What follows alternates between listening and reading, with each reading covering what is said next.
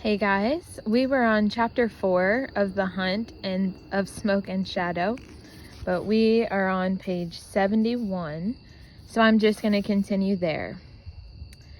Jackalfax was awash with the light and noise of the early fireworks show, and a crowd had gathered to see the night ablaze with color.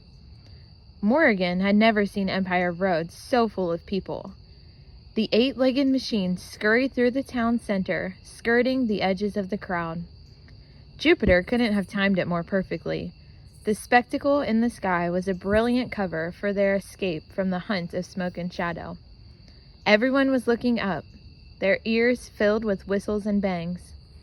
"Shouldn't we be heading out of town, not into it?" asked Morgan. "We're taking a shortcut," said Jupiter. He was steering them straight toward Town Hall.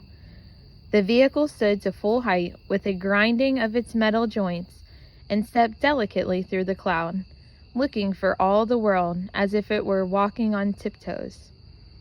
"What is this thing?" Morgan asked. "This spider thing." "This spider thing, as you've indelicately baptized it," said Jupiter, giving her a pointed look, "is called an arachnopod, and it is the most exquisite machine ever built. A particularly loud firecracker shattered the night sky, leaving a trail of flower-shaped smoke in its wake, the ghost of an explosion.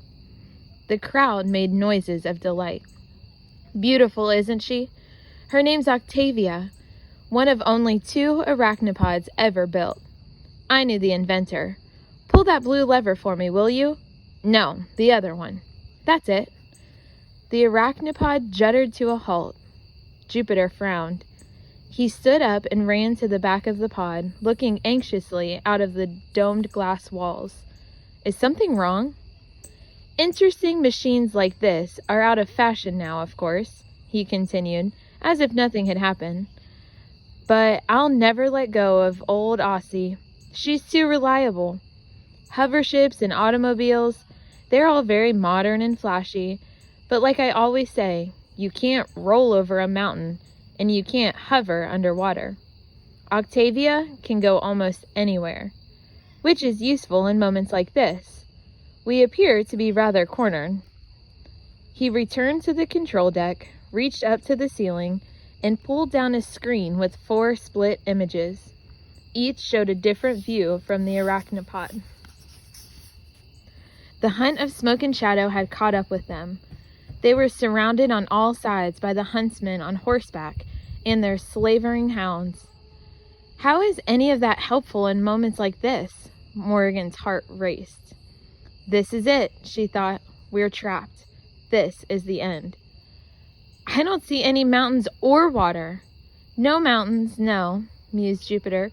"But there is that." She followed his gaze to the top of the clock tower. "The really exciting, excellent thing about spiders," he said, strapping himself into the driver's seat, "is the way they crawl. Fasten your seatbelt, Morgan Crow, and whatever you do, don't close your eyes." "What happens if I close my eyes?" "You miss the fun."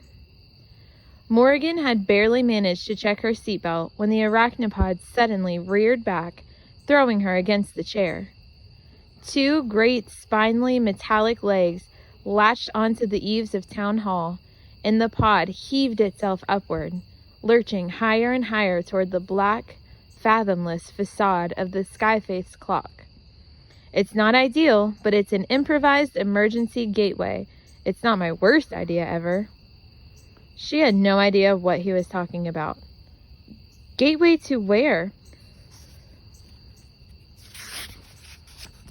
"You'll see." Morgan looked back through the glass dome.